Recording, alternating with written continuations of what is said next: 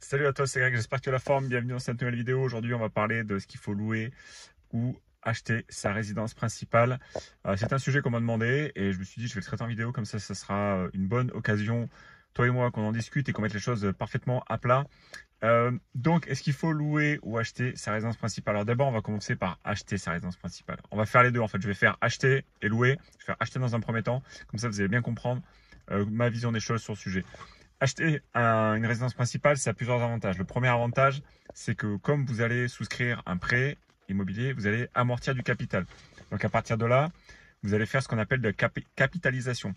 Admettons que vous remboursiez 1000 euros de prêt tous les mois. En fait, sur 12 mois, vous avez amorti déjà 12 000 euros de capital. Si vous faites ça sur 10 ans, ça fait 120 000 euros de capital amorti. Donc c'est quand même considérable. Et je ne parle pas d'évolution dans le marché ou de potentiels travaux que vous allez faire dans cette résidence principale. L'autre avantage d'avoir une résidence principale, c'est la stabilité. C'est le fait d'avoir un endroit, un chez-soi, où on peut faire tout ce qu'on veut, où on peut, où en fait, voilà, on est sûr que si on continue de payer le crédit, il n'y aura pas de souci particulier. Le propriétaire, enfin, quand tu es dans le cas d'une location, le propriétaire peut faire plus de choses. On en parlera plus bas. Mais là, déjà, il y a une très, très grande stabilité quand tu es propriétaire. Donc ça, c'est plutôt pas mal. Ensuite, tu as la liberté quand tu as un logement, la liberté de faire des travaux comme bon te semble. Tu peux faire les modifications que tu veux, tu peux apporter toutes les améliorations que tu veux, tu peux faire des terrasses, tu peux faire des clôtures, tu peux faire la décoration, tu peux améliorer le bien, faire des extensions, surélévation, tu peux faire beaucoup, beaucoup de choses, avoir ta propre piscine si tu as les moyens. Donc tu peux faire énormément de choses grâce à ça, à ta résidence principale, parce que c'est chez toi et que tu as souscrit un crédit. Donc du coup, la maison t'appartient et du coup, tu peux réussir à tu fais ce que tu veux en fait. Donc ça, c'est plutôt pas mal. Les avantages fiscaux. Sur les avantages fiscaux, quand on achète une résidence principale, quand on revend surtout, on a ce qu'on est pour l'instant, à l'heure où je te parle, si c'est toujours d'actualité à l'heure où tu regarderas cette vidéo, on est enfin, il n'y a pas de taxe sur la plus-value. C'est-à-dire qu'en fait, la résidence principale, quand tu la revends, elle est nette d'impôt. Donc ça, c'est quand même super puissant comme stratégie, la résidence principale, parce que si tu as réussi à la garder quelques années et que tu revends, du coup, tu auras amorti pas mal de capital. Et en plus, ça sera net d'impôt. Donc c'est tout bénéf. Donc la stratégie de la résidence principale, c'est vraiment excellent.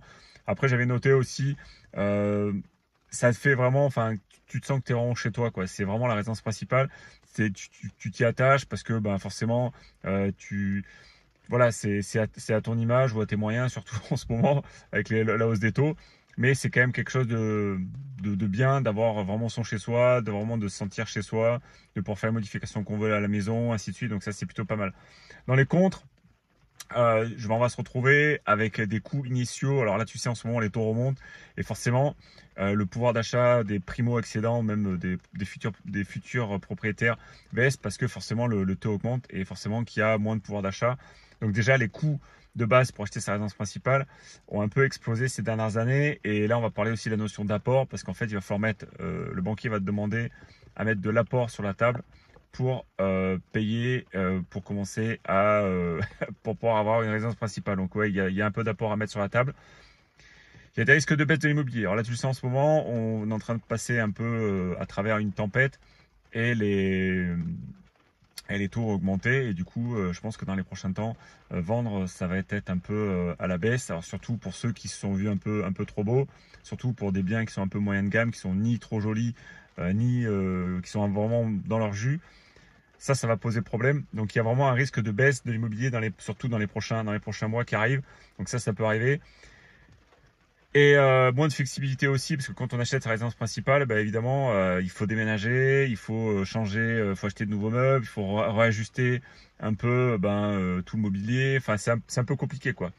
Évidemment, quand dans les contres de l'achat de la résidence principale, il y a aussi les coûts cachés. Donc, on peut parler de taxes foncières, on peut parler d'assurance, on peut parler de frais d'entretien et on peut parler de tout ce qui va, de l'entretien courant qui va arriver au du temps et qui seront forcément à ta charge.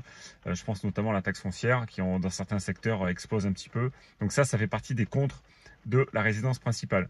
Ensuite, la louer. Donc là, on va passer dans la deuxième partie de la vidéo. Si tu es toujours là, pense à regarder dans la description. Tu as des liens intéressants autour de l'activité de l'immobilier, donc n'hésite pas à aller faire un petit tour. Louer, il y a des avantages, c'est que c'est flexible parce que tu peux déménager facilement. En fait, comme tu as un bail, tu peux, si tu as des raisons familiales ou professionnelles, c'est plus facile de bouger que si tu as ta résidence principale, parce que la résidence principale, c'est-à-dire qu'il faut la vendre, il faut trouver un acquéreur, que l'acquéreur ait son financement, que ça aille au bout. Donc ça va prendre plus de temps, alors que résilier un bail, ça va beaucoup plus vite. T'as pas de frais d'entretien parce qu'en général les gros travaux d'entretien de réparation sont à la charge du propriétaire parce que c'est le propriétaire bailleur qui doit, alors ça dépend, il y a une partie qui est aux frais du locataire, une partie qui est aux frais du bailleur, je vais pas trop épiloguer ici. Mais il y a aussi des risques liés à la fluctuation du marché, c'est-à-dire que si les prix baissent, ça n'affecte pas directement le locataire, c'est-à-dire que si demain l'immobilier baisse, le logement ne t'appartient pas, donc c'est pas très grave. Par contre, tu vas dans les contres, tu vas pas capitaliser, c'est-à-dire qu'en fait le loyer, entre guillemets, il part dans la poche du propriétaire et tu vas pas capitaliser sur le bien immobilier en question. Tu vas être aussi exposé à ce qu'on appelle aux augmentations de loyer. Les augmentations de loyer, ça s'appelle les IRL, c'est l'indice de revalorisation des loyers. C'est un indice qui est actualisé chaque trimestre et en fait on peut une fois par an, à la date échéance du bail, on peut demander une réactualisation du bail, donc en fait du loyer, donc on peut augmenter le loyer à la date anniversaire du bail. Donc ça, c'est dans les contres.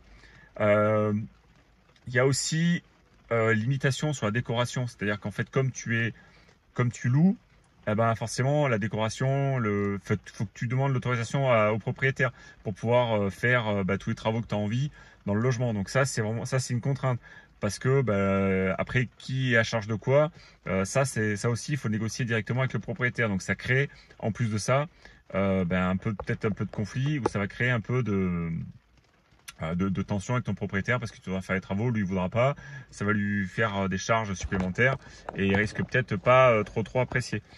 Qu'est-ce qu'il y a aussi encore? Il y a une instabilité potentielle, c'est-à-dire que le propriétaire peut se retrouver du jour au lendemain à vendre le bien pour X raison, sans de raison particulière, et demander un congé pour vente, ou alors il peut décider de ne pas renouveler le bail et de récupérer le bien pour sa résidence principale. Donc c'est des motifs de rupture de bail.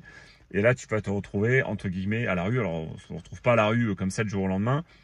Mais c'est vrai que dans certains coins, c'est le dernier point de mes notes, c'est que dans certains coins, c'est assez compliqué de trouver un logement. C'est vraiment pas facile. Et ça peut poser un problème parce que si le propriétaire veut récupérer le logement et que toi, tu n'arrives pas à trouver de logement, ça peut être des situations un peu stressantes ou pas super agréables pour toi. Donc voilà, j'ai fait un peu le point là de acheter versus louer, donc avec les pour, les contre.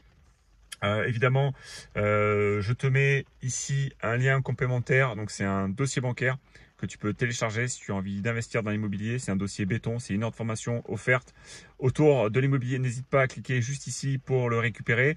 Tu as des liens aussi complémentaires en bas dans la description autour de l'immobilier. Tu as des heures de formation offertes, donc n'hésite pas à aller faire un tour dans la description. Mets un énorme pouce like pour me dire que le contenu te plaît. Récupère ton dossier bancaire et je te dis à très vite pour une prochaine vidéo. Ciao, ciao.